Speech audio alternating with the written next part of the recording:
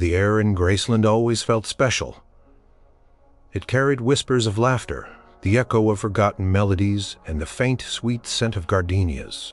But for Lisa Marie, revisiting her childhood home, years later, there was one room that held a particular kind of magic, a quiet mystery. Even her famous father had mostly kept to himself. It wasn't the jungle room with its vibrant green shag carpet and Polynesian furniture, nor the famous trophy room overflowing with gold records. This room was different. Tucked away, unassuming, it held a collection that to outsiders might seem bizarre, even unsettling today. However, Lisa Marie wasn't alone.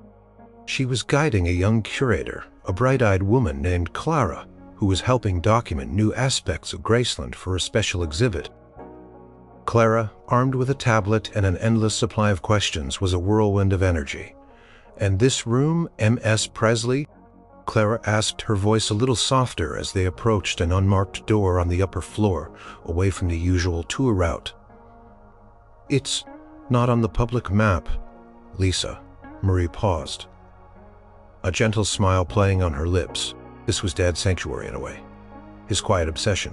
"Come in, Clara, but be prepared. It's a lot." She pushed the door open, revealing a sight that instantly quieted Clara's enthusiastic chatter. The room wasn't flashy or opulent like the rest of Graceland. Instead, it was meticulously organized, almost like a museum unto itself. Glass cases lined the walls, filled with an astonishing array of objects, not guitars, not sequined jumpsuits, but something far more unexpected. Guns and badges, hundreds of them. Revolvers, shotguns, rifles, all gleaming polished to perfection. And beside them, in neat rows, were badges of every shape and size. Sheriff's stars, police shields, FBI insignias, federal marshal badges, even some from smaller local departments. Each one was a testament to law enforcement from across the country, perhaps even the world. The sheer volume was breathtaking. Clara took a step inside, her eyes wide, scanning the room. She'd heard rumors, of course. Elvis Presley, the king of rock and roll, and his fascination with law enforcement. But seeing it laid out like this, the sheer scale of the collection was something else entirely. It wasn't just a handful of items. It was an entire armory, a treasury of law enforcement. Memorabilia. "Oh my goodness," Clara breathed, walking slowly along a display case filled with intricately engraved revolvers. "This is incredible. I mean, I knew he collected, but not like this." Lisa Marie watched her, a knowing glint in her eyes. Most people didn't. He kept it pretty private, especially the extent of it. He had a deep respect for law enforcement, a true admiration. This wasn't just a hobby for him, Clara. It was something more. Clara stopped at a section dedicated entirely to federal badges. "These are genuine, aren't they? Not replicas?" "Oh, they're genuine," Lisa Marie confirmed. He knew people, and when he couldn't get a badge officially, he'd often have one custom made, but always with the utmost respect for the original design and the office it represented. He called them his tools of justice, even if he never used them in that way himself. Clara leaned closer to a framed display of various honorary police chief badges from different cities.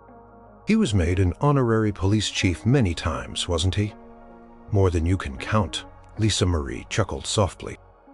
"It meant the world to him more than some of his music awards, I think." He took those appointments incredibly seriously. He saw himself as a guardian, an ally to law enforcement. Clara moved to another section where older, more ornate firearms were displayed. "Was he a good shot?" she asked, almost idly. Lisa Marie smiled. "My father was good at everything he put his mind to. He spent hours at the firing range. It wasn't about violence for him, though it was about precision, discipline, and understanding. The tools these brave men and women used every day." She paused, then added, "And he always said, 'A man should know how to defend himself and those he loves.'" Clara pulled out her tablet, beginning to take notes.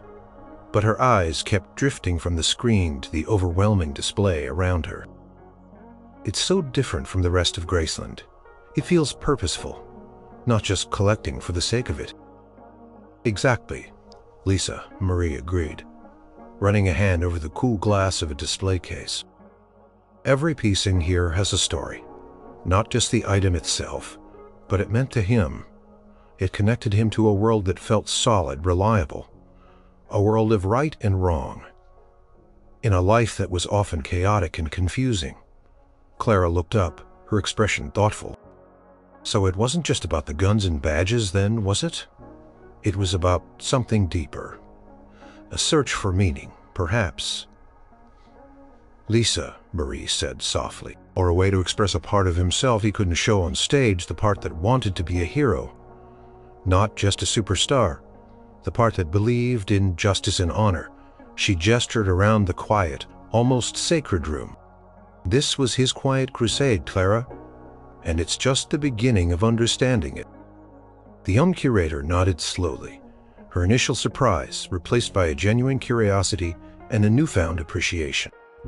The room, which at first seemed like a strange, eccentric hobby, was starting to reveal itself as a window into the soul of Elvis Presley, a man who, despite his incredible fame, yearned for something more grounded, something that spoke to a deeper sense of duty and purpose.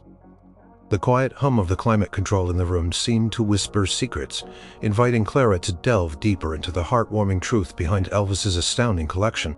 Before the glittering jumpsuits and the roar of stadiums, before the king, there was just Elvis, Aaron Presley, a boy growing up in Tupelo, Mississippi, and later Memphis, Tennessee. His world was small, often tough, and sometimes a little scary. Kind of fear that lingers when there's not enough food or when dark shadows stretch too long down a dusty road. In that world, heroes weren't fictional characters in movies. They were the men who wore uniforms. From a very young age, Elvis was fascinated by law enforcement. It wasn't about power or control for him. It was about order, justice, and the idea of someone standing up for what was right. In a world that often felt unpredictable, where his family struggled and moved from one small house to another, the sight of a police officer, a sheriff, or even a highway patrolman represented stability. They were the ones who brought calm to chaos, who enforced rules that kept people safe. He would listen wide-eyed to stories of local lawmen. His mother, Gladys, noticed his fascination. "You always did have a good heart, son," she'd say, watching him pretend to be a sheriff, using a stick as his trusty sidearm. One of his earliest treasures wasn't a toy car or a baseball. It was a small, tarnished deputy star, given to him by a kindly sheriff's deputy who frequented the general store where Elvis sometimes helped out. The deputy, seeing the boy's earnest eyes and respectful demeanor, had pulled the badge from his own pocket. "For a good young man who respects the law," he'd said, pinning it carefully to Elvis's worn shirt. Elvis had carried that badge everywhere, polishing it with the sleeve of his shirt until it shone. It wasn't just a piece of metal. It was a symbol, a promise. He felt a deep sense of responsibility, even as a child, to uphold the values that badge represented. He wasn't just playing. He was imagining a future where he could protect people, where he could make a difference. As he grew older, and his family moved to Memphis, the fascination deepened. He saw the struggles of the city, the poverty, the occasional unrest, and he saw the unwavering presence of the police force patrolling the streets, maintaining peace. He would spend hours watching police cars go by, listening to the distant wail of sirens, imagining himself in the thick of it helping others. His early jobs were humble: usher at a movie theater, truck driver. But even then his mind was on something bigger. He saw injustice, he saw people in need, and he felt a pull to do something. He wasn't sure what or how, but the seed of purpose planted by that first small badge was growing. When music began to take over his life, a strange thing happened. He became famous, incredibly famous, almost overnight. The boy from Tubalo was now a global sensation.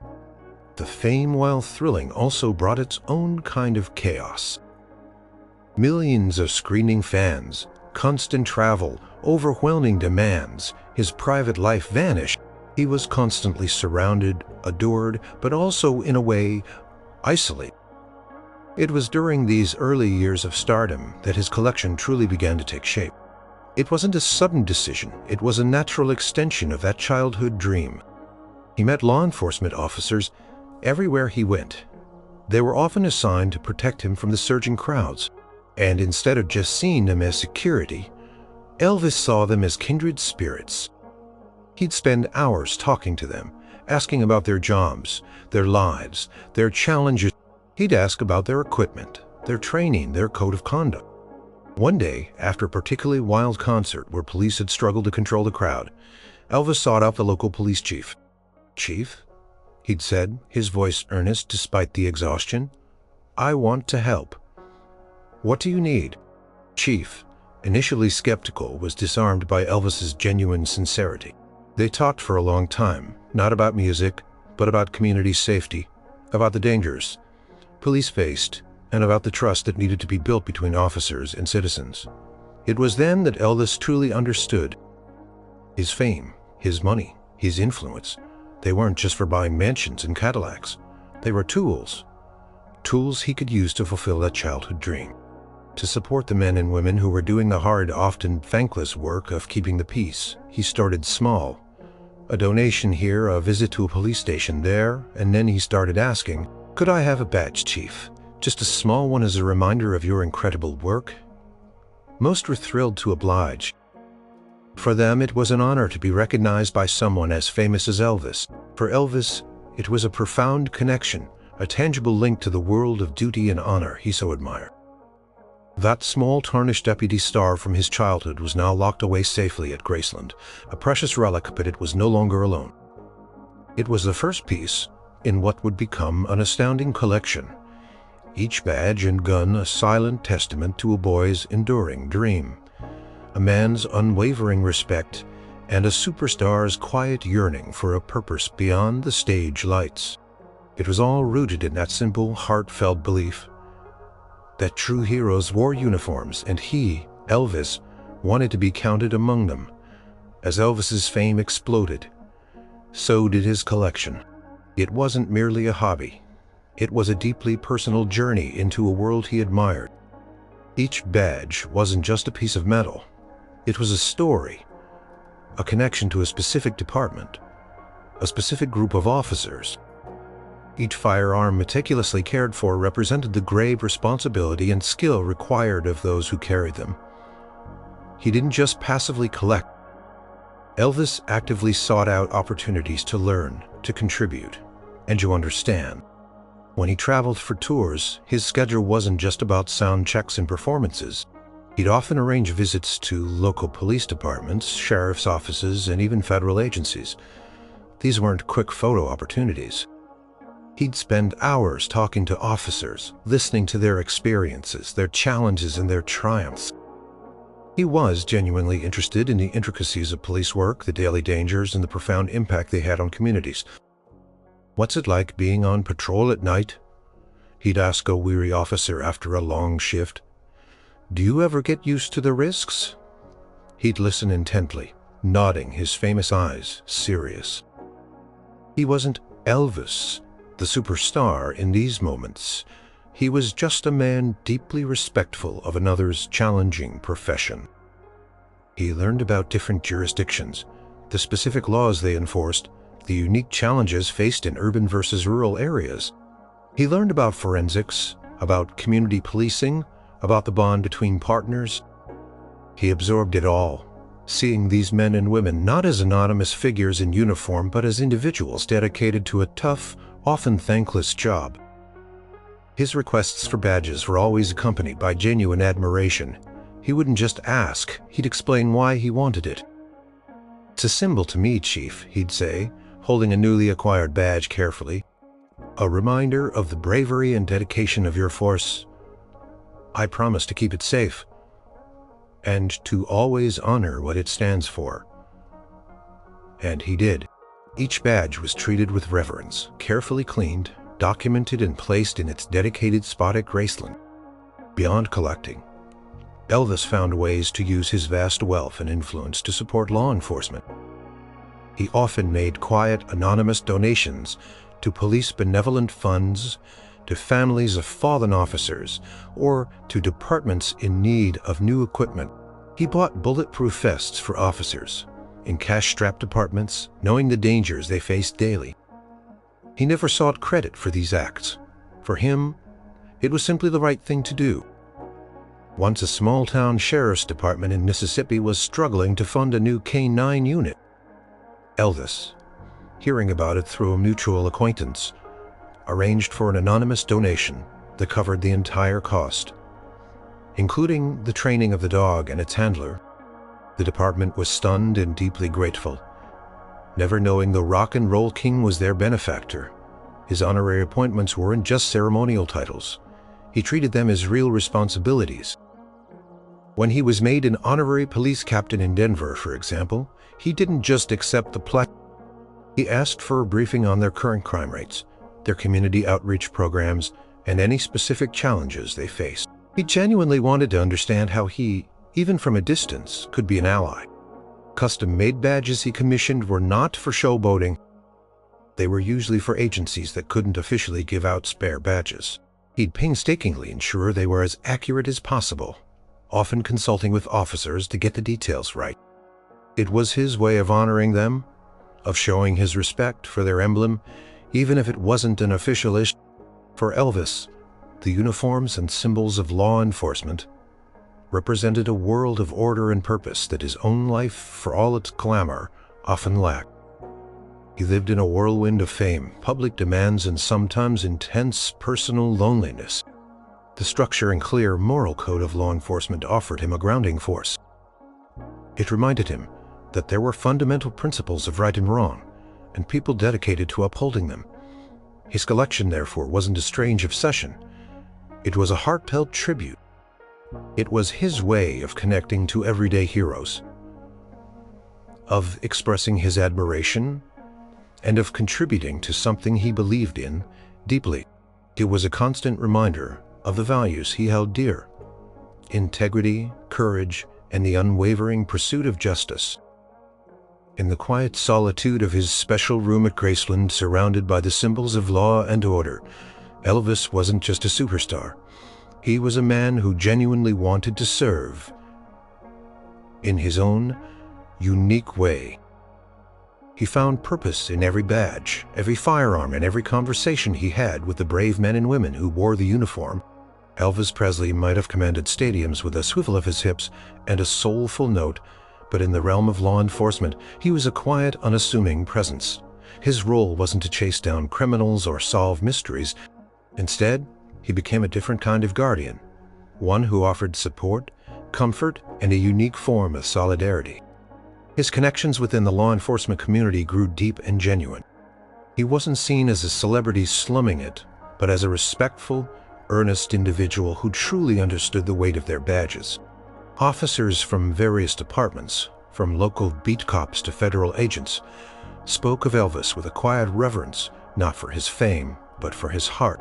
One memorable instance involved a young police officer in Los Angeles, gravely injured in the line of duty. News reached Elvis through his network of contacts.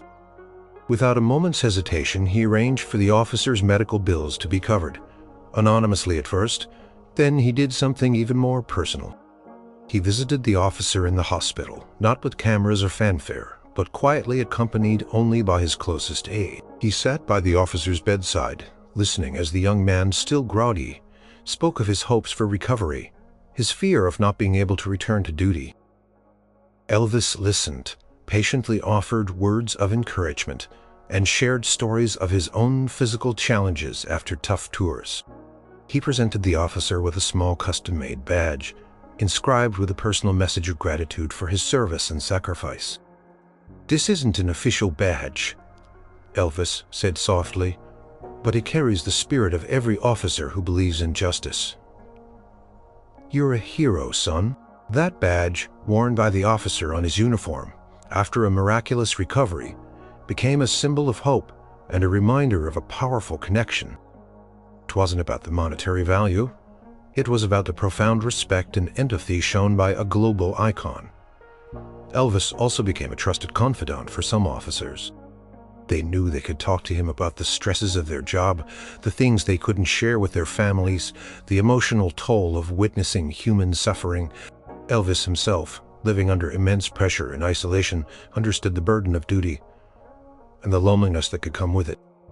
He offered an empathetic ear, free from judgment, often sharing his own struggles with fame and the feeling of being constantly on display. His generous spirit extended to equipment and training. He once heard about a small police department in a rural area that desperately needed new radio systems, their old ones frequently failing in emergencies. Elvis, through a trusted contact, quietly funded the upgrade. Ensuring the officers had reliable communication tools, he didn't want to thank you, just the knowledge that he had helped keep people safer. His honorary status was never just for show. He used his influence discreetly, but effectively. If a department was struggling to gain public support for a community initiative, Elvis might quietly offer to record a public service announcement or attend a community event, drawing attention and positive sentiment, without making it about himself. He understood that his presence, even a subtle one, could lend credibility and inspire trust. The guns in his collection, while impressive, were never for casual display or bravado. They were carefully chosen, often ceremonial or historically significant. He studied their mechanisms, understood their purpose, and respected the power they held. He saw them as tools of order, not destruction. He practiced shooting diligently, not for sport, but to understand that discipline and control required the serious mindset of someone entrusted with such power. For Elvis, being a guardian wasn't about enforcing laws himself. It was about standing with those who did. It was about showing them, through his quiet actions and genuine respect, that their efforts were seen, appreciated, and deeply valued. He understood that even the king of rock and roll, with all his fame and fortune, needed heroes. And he found them in the men and women who wore the uniforms, carrying the weight of justice on their shoulders every single day. His collection wasn't just a display of items. It was a testament to his admiration, a physical embodiment of his unwavering support for the quiet guardians of society. Chief Miller was a man of tradition. He believed in rules, order, and the quiet dedication of police work. When he first heard about Elvis Presley's insane collection of guns and badges, he scoffed. "Another rich celebrity playing dress-up," he muttered to his patrol captain, picturing a star-struck rock singer with a penchant for flashy toys. He had little time for frivolous pursuits, especially from someone as famously flamboyant as Elvis. So when the request came for Elvis to visit his department, not for a concert but a genuine tour and discussion, Chief Miller was hesitant. He agreed, primarily out of professional courtesy and the subtle pressure from a few of his officers who were undeniable Elvis fans.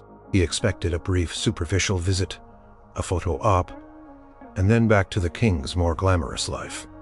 What he got was entirely different. Elvis arrived not in a limousine but in a modest car, dressed simply, his famous hair neatly combed.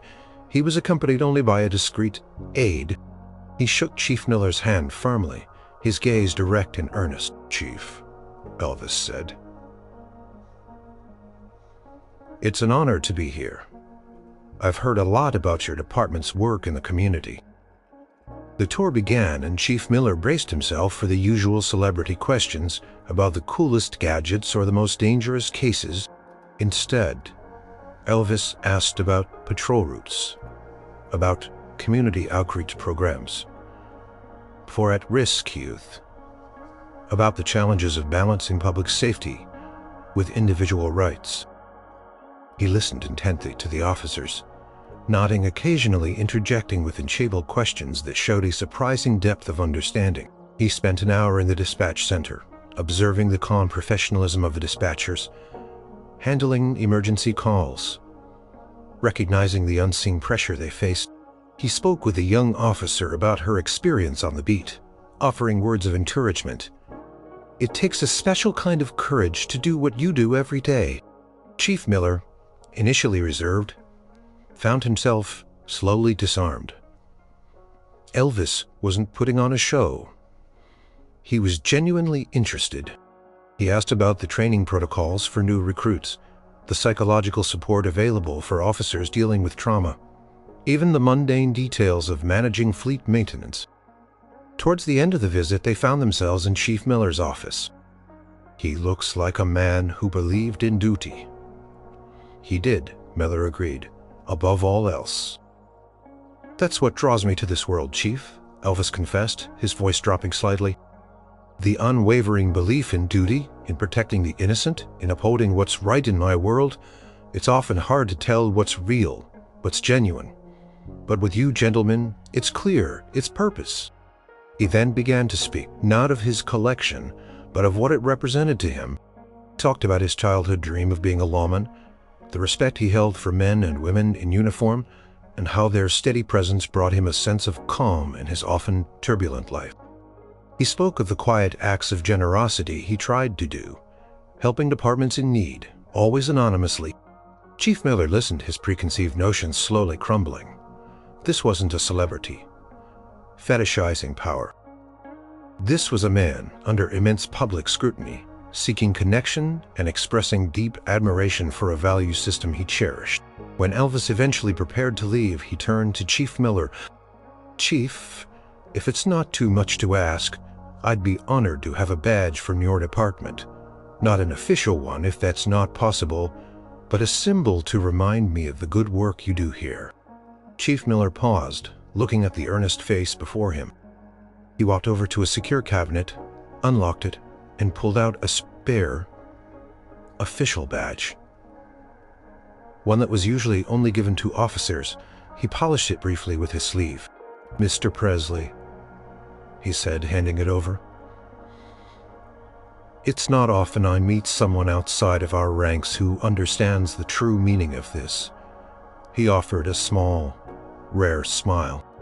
"Consider it a symbol of our appreciation, too.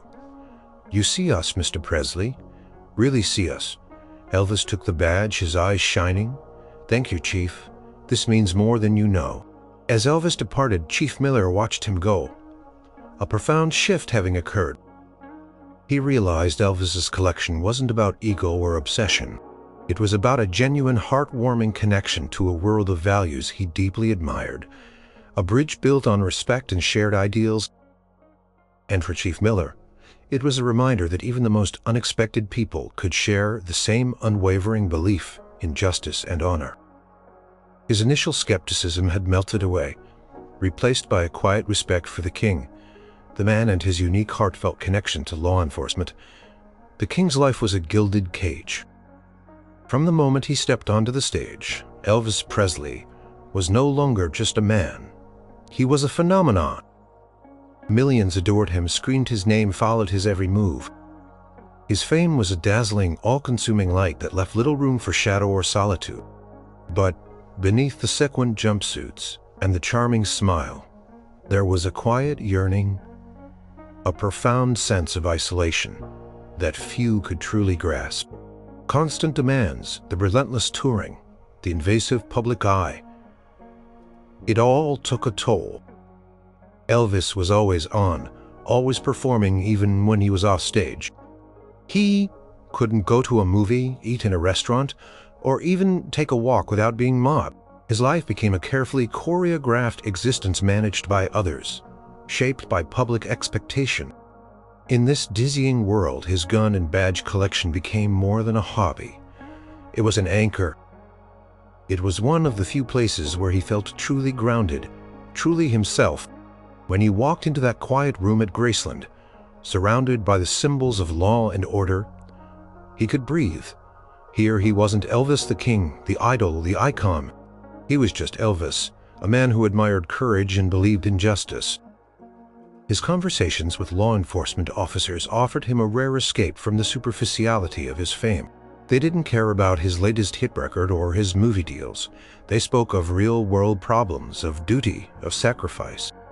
In their company, Elvis felt a unique kind of respect, not for his celebrity, but for his genuine interest and his shared values. They saw him as someone who understood, someone who cared. "Good to talk to you, Sheriff," he'd often say, leaning forward, his voice low. "You deal with real things, life and death." It puts everything else in perspective. The pressures of recording an album or the stress of a demanding tour schedule seemed almost trivial compared to the daily challenges faced by a police officer. Collection was also a tangible link to a world where actions had clear consequences, where good and evil were more clearly defined. In the murky waters of fame, where intentions were often misunderstood and loyalties shifted, the steadfast code of law enforcement offered a comforting clarity. Each badge represented an oath, a commitment to principles that never wavered. He found solace in the discipline of handling firearms, the focus required for target practice. It was a form of meditation, a way to quiet the constant noise of his public life. The precision, the control, the immediate feedback. It was a refreshing contrast to the often unpredictable chaos of his career. It was a skill he could hone, a personal achievement that wasn't dependent on record sales or audience applause. His desire to become an honorary law enforcement officer wasn't about gaining power or privilege. It was about earning respect, about feeling a part of something larger and more meaningful than celebrity. When he was given an honorary badge, he didn't see it as a trinket. He saw it as an acknowledgement of his values, a validation of his character. Beyond the spotlight, he felt a sense of belonging to a noble brotherhood, a shared purpose that transcended his fame. The visits to police stations, the quiet donations, the conversations about equipment and training, these were Elvis's ways of contributing to a world he deeply admired, a world he felt he could genuinely connect with. It was a way to feel useful, to channel his immense energy and resources into something he believed was truly good. King's crown of fame was heavy, isolating him, on a lonely pedestal. But in his secret room at Graceland, surrounded by his collection, Elvis found a different kind of crown, one of integrity and purpose. Here he was connected to the everyday heroes who walked the streets upholding justice. This collection wasn't just about accumulating objects. It was about seeking meaning, about finding solace in shared values, and about bridging the vast chasm between his extraordinary life and his profound desire for something real, something true. Poignant was his quiet act of resistance against the isolating weight of his own celebrity, a testament to the man beneath the legend, forever striving for a different kind of heroism. The rain was coming down in sheets, a typical Memphis deluge, when Elvis's car pulled up to the rundown community center. News of a youth outreach program struggling for funding and volunteers had reached him. This wasn't a major charity event with cameras and speeches. It was a desperate plea from a neighborhood trying to keep its kids off the streets. Inside, a small group of officers from the local precinct were doing their best, leading games and trying to engage with a dozen wary teenagers. Sergeant Rodriguez, a no-nonsense veteran with kind eyes, looked up, surprised as Elvis walked in, flanked by only two quiet members of his security. No fanfare, no entourage, just Elvis. "Mr. Presley," Rodriguez said, startled. "Saw the news about your program. Thought I'd come see if I could lend a hand." He glanced around the sparse room. "Looks like you could use some help." He didn't just stand there. He immediately started talking to the kids, not about his music, but about their lives, their dreams, their challenges. He listened with genuine interest as they cautiously opened up. He shot hoops with them, losing spectacularly, but making them laugh. He even sat down with a shy girl who was sketching in a notebook, praising her art and encouraging her to pursue her talent. Sergeant Rodriguez watched amazed. This wasn't the Elvis he saw on TV. This was a man deeply invested, truly caring. He understood then why Elvis collected badges. It wasn't about ownership, but about connection. Later, as the evening wound down and the kids started heading home, Elvis sought out Sergeant Rodriguez. "Sergeant," he began, "this program is vital. These kids, they need this. What do you need to keep it going?" Rodriguez sighed. "Funds, Mr. Presley. For equipment, for more space, for counselors. We do what we can, but budgets are tight. Consider it handled, Elvis said, his voice firm but quiet. Anonymously, if possible. Just ensure the kids get what they need. And if you ever need volunteers, you let me know. He also talked shop with Rodriguez, asking about the daily grind of policing. Rodriguez, feeling a rare sense of trust, opened up about the emotional toll of the job, the constant exposure to violence, the struggle to maintain hope. Elvis listened, his expression serious. "It's a heavy burden, Sergeant," he said softly. "You carry it with honor, the public. They don't always see that, but I do." He then shared a story about a time when he felt overwhelmed by the demands of fame, the feeling of being constantly watched, judged. He spoke of his own need for escape, for a sense of normalcy which he often found in the company of law enforcement. "You men and women, you represent something solid, a code. That's why I admire you so much." Rodriguez nodded, understanding. They were from vastly different worlds, but they shared a common thread: the weight of responsibility, the need for integrity, the quiet struggle to make a positive impact amidst chaos. They shared a code unseen by most, but deeply felt by both. Before leaving, Elvis reached into his pocket and pulled out a small, intricately designed Federal Marshal's badge. It was a beautiful piece, clearly well cared for. "Sergeant," he said, holding it out, "this is a special one. It represents courage, perseverance, and the pursuit of justice, even when the odds are stacked against you. I want you to have it, not as a gift, but as a symbol of our shared." Rodriguez took the badge, his fingers tracing the engraved lines. It wasn't the flashiest badge in Elvis's collection, but it felt significant, infused with meaning. "Mr. Presley," he said, his voice thick with emotion, I don't know what to say." "Just keep doing what you do, Sergeant," Elvis replied, a genuine warmth in his eyes. "Keep protecting those kids. Keep upholding the law. That's thanks enough." As Elvis left, disappearing into the Memphis rain, Sergeant Rodriguez stood holding the badge. He knew it was worth a fortune, but its true value was immeasurable. It was a gesture of profound respect, a symbol of solidarity from the most unlikely of allies. It was a heartwarming reminder that beneath the public personnels, whether of a rock and roll king or a humble police sergeant, lay a shared, unwavering commitment to a higher code of justice and service, and that more than any collection was a true legacy. Years later, the youth outreach program in Memphis, once struggling, thrived. Thanks to Elvis's quiet, sustained support, it had grown into a cornerstone of the community, offering a safe haven and mentorship to hundreds of young people. Sergeant Rodriguez. Now, Captain Rodriguez often thought of Elvis and the badge he'd received, a constant reminder of their shared purpose. One afternoon, a young man named Marcus, a star student in the program and an aspiring law enforcement officer, approached Captain Rodriguez. Marcus, bright and earnest, had grown up hearing stories about Elvis's quiet contributions to the center. "Captain," Marcus began, "I'm applying to the police academy, and I was wondering, you know how much Mr. Presley admired law enforcement.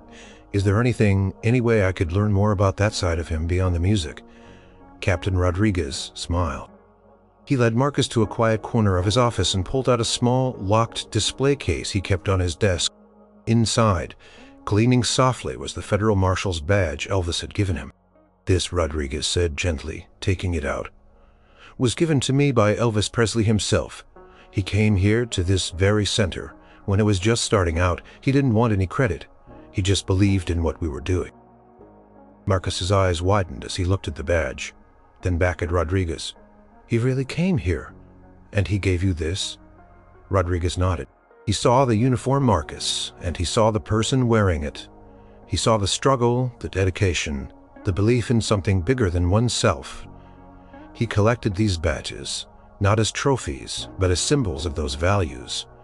He then spent the next hour telling Marcus stories of Elvis's genuine interest in police work, his visits to departments, his quiet donations, his understanding of the pressures officers faced. He explained how Elvis's famous collection wasn't about power, but about respect, about a deep-seated desire for justice and order in a chaotic world. He truly admired what we do, Rodriguez emphasized. He saw us as heroes, even when we felt like just ordinary people. And he found a way to be a hero too, in his own way, by supporting us, by caring about the communities we serve. Marcus listened, mesmerized, king of rock and roll, deeply rooted in the values of law enforcement. It resonated deeply with his own aspirations. He wanted to protect people, Marcus said thoughtfully, even without wearing a uniform himself. Exactly, Rodriguez affirmed. He saw that protecting people takes many forms. Sometimes it's on the front line, sometimes it's behind the scenes, offering support and encouragement. He handed the badge to Marcus, letting him hold it for a moment. This badge carries that spirit, Marcus, the spirit of duty, of courage, and of genuine care for others. Elvis wanted it to be a reminder of that. Marcus held the badge carefully, feeling its weight, its history. It wasn't just a piece of metal. It was a connection, a link to a powerful legacy of service and a profound act of respect.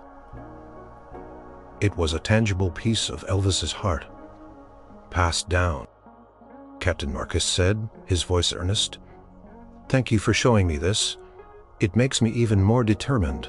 I want to live up to the kind of respect he had for law enforcement.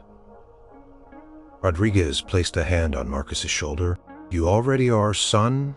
By choosing this path, by caring about your community, you're carrying on that torch, that shared code. Elvis would be proud. As Marcus left inspired and deeply moved, Captain Rodriguez looked at the empty spot where the badge had been. He understood that Elvis's legacy extended far beyond his music. It lived on in the young people he inspired in the communities he quietly uplifted, and in the continued dedication of those who believed in the same unwavering code of justice and service. Collection at Graceland wasn't just a display. It was a narrative, a symbol of a man who, despite his incredible fame, never forgot his roots, his values, or his profound admiration for the heroes who walked among us, quietly upholding the law. Elvis, in his unique way, had passed on a torch of purpose, ensuring his heartfelt connection to law enforcement would continue to inspire future generations. Elvis Presley's life ended far too soon, leaving a gaping void in the world of music and an enduring mystery for many. After his passing, the doors of Graceland were eventually opened to the public, transforming his beloved home into a shrine for fans. But even as millions flocked to see his cars, his outfits, and his gold records, the true depth of his connection to law enforcement remained a less understood, more private aspect of his legacy. For those in the law enforcement community who had known him, worked with him, or simply witnessed his unwavering support, his collection wasn't just an eccentric hobby. It was a profound statement about the man himself. It spoke volumes about his character beyond the glittering stage and the screaming crowds.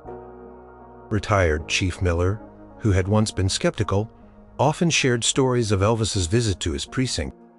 He wasn't interested in being famous that day, Miller would recount to younger officers. He was interested in understanding our work. He saw the uniform, but he also saw the person underneath.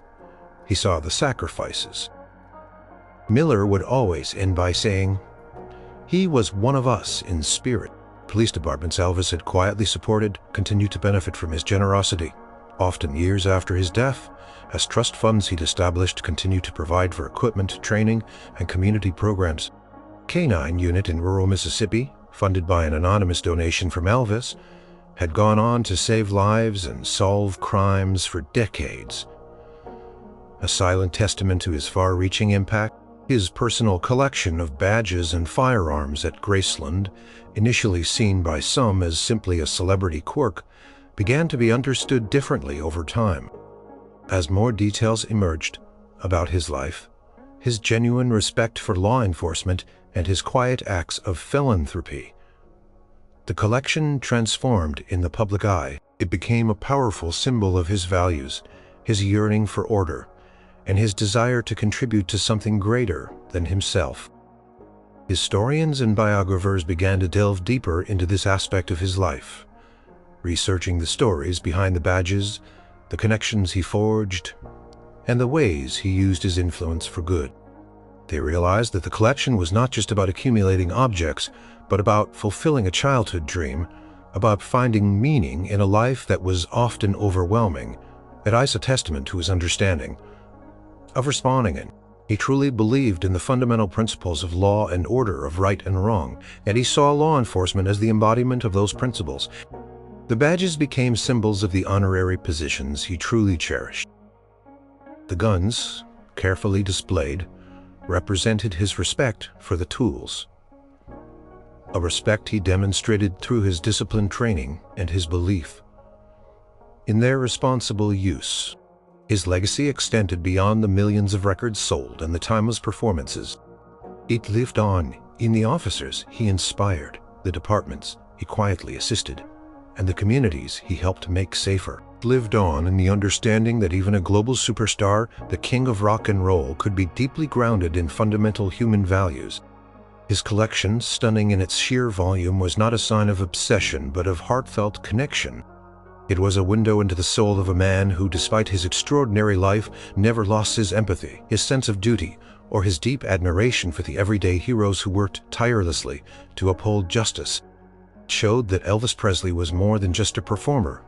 He was a man who yearned to serve, to protect, and to be a force for good in the world, in his own unique and profoundly heartwarming way. His collection, therefore, wasn't just about guns and badges. It was about his heart, his values, and an enduring legacy of quiet heroism that continues to resonate far beyond the music. Years after her initial shock, Clara, the young curator, now a respected historian specializing in unique celebrity collections, stood once again in Elvis Presley's private room at Graceland. The glass cases still gleamed, the badges and firearms perfectly preserved. But now the room held a different energy for her. It wasn't just a collection, it was a narrative, a silent symphony of one man's unwavering heart. She had spent countless hours researching, interviewing, and documenting. She had spoken with Chief Miller before his passing, listened to Captain Rodriguez's heartfelt stories, and even met Marcus, who was now a decorated police officer, insinuating the legacy of service Elvis had so subtly influenced. Clara had unearthed countless stories of Elvis's quiet generosity, police wives receiving anonymous floral arrangements after their husbands were injured, children of fallen officers finding their college tuition. The sheer scale of the collection, which once seemed insane, now felt like a profound testament to his commitment. Each badge was a piece of a larger mosaic representing his widespread connections and deep admiration. Each gun, carefully chosen and maintained, spoke to his respect for the tools of a challenging, dangerous, and essential profession. She remembered Lisa Marie's words from their first visit. It was something more, and now Clara understood what that more was. It was purpose. It was connection. It was Elvis's way of finding normalcy and grounding in a life that was anything but normal. It was his genuine desire to be a part of a world that upheld clear rules, where good fought evil and where courage was an everyday virtue. Clara walked to a large framed display case, its contents a collection of badges from various federal agencies: FBI, DEA, Secret Service, U.S. Marshal. These were the ones that had stunned law enforcement officials the most. The sheer difficulty of acquiring them, a testament to Elvis's unique charisma and the genuine respect he earned from these elite groups. She remembered a retired FBI agent telling her, "He wasn't just a celebrity to us, he was a friend. He listened, he cared, and he understood the pressures we faced. He made us feel seen." This room, Clara realized, wasn't just a storage space for objects. It was a sanctuary, a personal museum of integrity and respect, created by the king himself. It was a tangible expression of his longing for justice, his admiration for heroes, and his quiet contributions to a world he believed in deeply. Graceland was a monument to Elvis Presley, the music legend. This room, This particular collection was a monument to Elvis Presley, the man who beneath the rhinestones and the roaring crowds carried a deep and abiding respect for those who wore the uniform, who protected the innocent, and who upheld the law. Clara took a final look around, a warmth spreading through her. The room was no longer a mystery. It was an open book, telling a heartwarming story of a star who yearned to be a hero, not just on stage, but in the quiet, meaningful acts of life. A collection of guns and badges, once a surprising oddity, was now understood as a powerful heartbeat of Graceland, a testament to Elvis's compassionate spirit, his unwavering values, and a legacy that continues to resonate with warmth and inspiration.